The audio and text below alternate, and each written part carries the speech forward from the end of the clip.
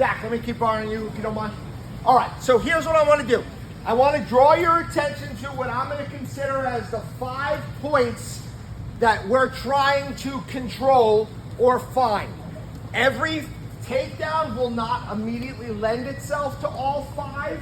There is no order, there is no technique, okay? What I'm looking to do is play with these, see which ones work and which ones fail, and I believe as you flow through these positions on the pin, as you have control and they start to escape, they will all show up. Does that make sense? So what's the biggest part of the body that we want to control? It's the hips. So the first one I want to play with is chasing the hips. So I'm going to go back through my entry. I'm going to change my takedown just because I go knee tap, and he's going to start working up, and I'm just going to work on chasing his hips. He starts to whizzer. I'm chasing his hips. I'm chasing his hips. Wherever they lead, that's the rep. He gets his takedown. I think it was whatever it was. I start working, and he's chasing my hips. He's controlling my hips. Nothing else. He's not transitioning. He's just seeing what are the limits of control for the hips. Even if we landed like this, let go for a sec. Even if the takedown landed like this, I want him to just give me space and find my hips. There you go. Finds my hips. It's not enough by itself, but we have to see what the limits of the hips are. So first one, take him down and chase the hips. 3, 2, 1, go. Legs. Zach? Repeat that, coach. Legs. So where do I find leg control? What are the limits of leg control? Leg rides, leg lifts. So again, I'm entering. I'm going single this time, and I'm looking, all right, go, get him, go. All right, where's the limits of my leg hook here? Where's the limits of my leg hooks? Keep going, keep going, keep working. Okay, excellent, good. He goes, takes me down. Look at the legs. What's the limits of the legs? Where else can he get leg rides, leg hooks? Can he lift the legs? Can he pick that leg up? Oh, I don't like that one. Can he get, yeah, keep going. Where's those leg hooks? Yes. And they start to fall apart as my knees start to come off the mat. So get your takedown and see what the limits of leg rides, leg hooks, leg lifts are. If you start on the body, then let go of the hips right now and see how you can use the legs. Make sense? Sure. Leg ride, 3, 2, 1. Go, 1, chase the hips, control the body. You can do that all the way from the ground, all the way up, stay on the back. A lot of good places to go. 2, legs.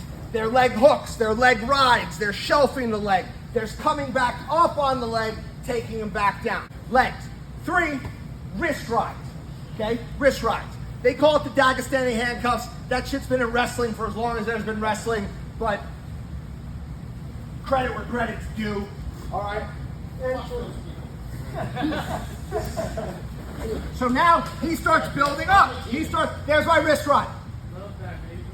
What's up? Front, back, and I drive into his shoulder. He keeps working, he keeps working. Where's the wrist ride? There's another wrist ride. All right, there are limits to wrist ride by themselves. I don't know what they are, but yeah, we're just playing. There you go. He goes. We're gonna put all these together, don't worry. Ugh. Oh. Wrist ride, wrist ride. Fight the wrist ride. Don't like the wrist ride. So, take them down.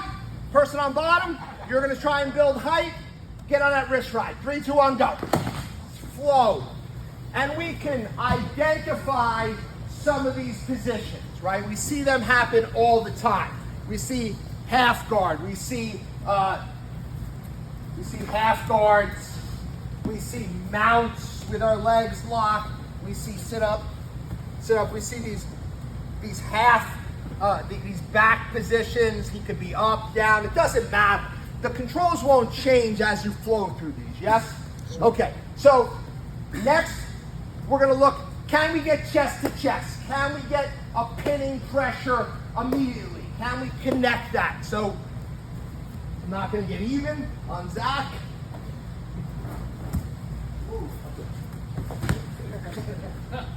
Chest to chest, go.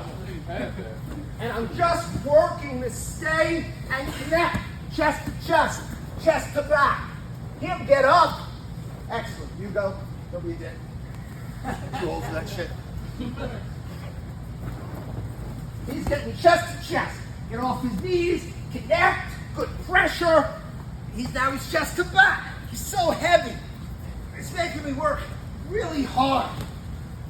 3, 2, 1. All together. What control point have I missed? Head. The head will show up. How do we control the head? What are some techniques to control the head? Shut up, Barry. Front headlock. What else? What'd you say? Shut up. What? I'll tell him, shut up, Barry. About to say something. What? Come on. What? Front About to say headlock. something. What? I feel about to say, I look. Cross face. What else?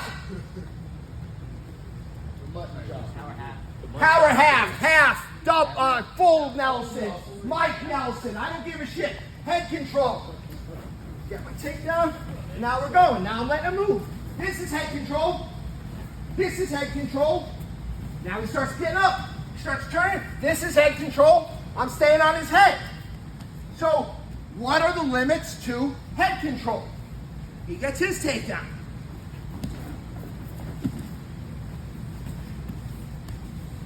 Head control. Head control. Head control. Tap. How much can you control him through the movement of his head? Under his arm, over his arm, under his chin. I don't give a shit. 3, 2, 1. Top person, as soon as they get their takedown, they're looking for up to 5 points of control. What are they? Head. Hips. Some kind of leg rod. Some kind of wrist rod. Get chest to chest. So the way I want to do this, the bottom man's job, their task focus, is to build height. Head height, hip height. So when we hit the ground, I don't care about positions for him. I just want him to think, can I start getting my head higher than his head? Can I get my hips higher than his hips? He will apply whatever these things show up. If he gets me in a dead stop, he might give me some space to keep working because he doesn't want to continue pinning me for the next hour.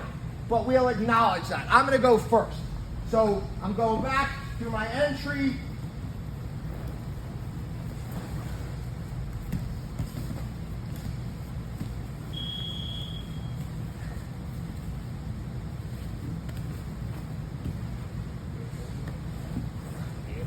Perfect. This is my favorite. I send pictures of my guys in this one all the time. I'm going to take this back in 3, 2, 1. No points. Your mom. No points. and I'll give him space. Go ahead. He's building head height. He's building hip height. And the minimum, I want to come up here. Then the rep is over. Let's not do any standing fucking candlestick, whatever those things are called. Matchstick, whatever. None of that shit. Once he gets up, if I can lead him to his hands, I can continue the drill. If not, his turn. He's trying to do what? Build.